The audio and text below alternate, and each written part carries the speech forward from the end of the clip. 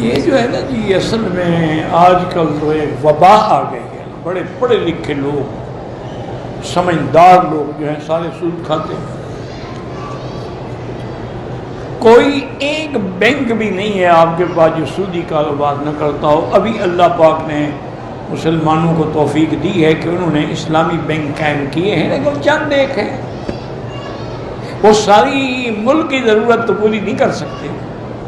ابھی ان میں بھی کچھ چیزیں کم ہیں شریعت کے اصول کے مطابق، لیکن پھر بھی شکر ہے 80% تو آ گئے نا۔ اچھا، اور پھر یہ جو جدید پڑھا لکھا طبقہ ہے نا، وہ کہتے ہیں جی سود میں اور تجارت میں کیا فرق ہے؟ سود میں بھی تو آدمی پیسے کماتا ہے، تجارت میں بھی پیسے کماتا ہے۔ یہ عجیب بات ہے کہ اسلام میں تجارت حلال ہے اور سود حرام ہے۔ ان جاہلوں سے پھر یہ کہا جائے کہ جی بہن اور بیوی میں کیا فرق ہے، دونوں ہیں تو عورتیں۔ اور دوسری بات یہ ہے کہ سود میں آپ کو ایک پرسنٹیج معین ملنی ہے، گھاٹے کا کوئی سوال ہی نہیں ہے۔ تجارت کے اندر نقصان بھی ہے، نفع بھی ہے، تو آسمان زمین کا فرق ہے۔ اس لیے اللہ نے تجارت کو حلال قرار دیا ہے، لیکن سود جو ہے وہ ہر حال میں حرام۔ اور حرام بھی ایسا ہے کہ اللہ فرماتے ہیں فَأْذَنُوا بِحَرْبٍ مِّنَ اللَّهِ، اللہ کے ساتھ جنگ کے لیے تیار ہو جائیں۔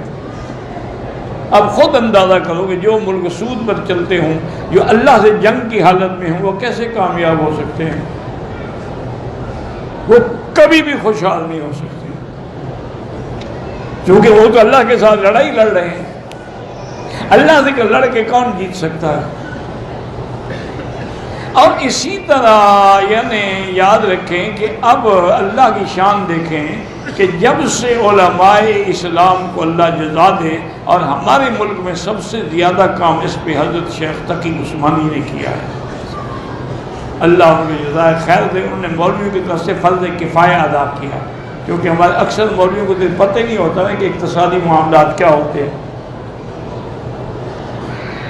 انہوں نے الحمدللہ اقتصادیات میں بڑا کام کیا، بڑی کتابیں لکھی، بڑے علماء۔ ٹھیک ہے کچھ اعتراض ہیں لوگوں کو، لیکن پھر بھی الحمدللہ تقریباً 80% وہ خالص اسلامی ہے۔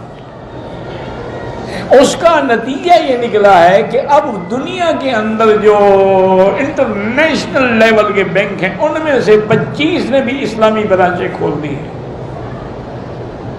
کیونکہ انہوں نے دیکھا کہ یار اسلامی طریقے میں تو فائدہ ہی فائدہ ہے، گھاٹا ہے ہی نہیں۔ سود میں تو بینک دیوالیہ ہو جاتے ہیں، اسلامی بینک تو کبھی کوئی دیوالیہ نہیں ہوا۔ تو اس لیے ہمیشہ یاد رکھیں یہ باتیں ہیں۔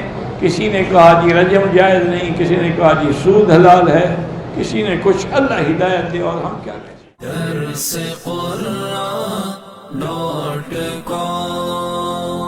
www.darsequran.com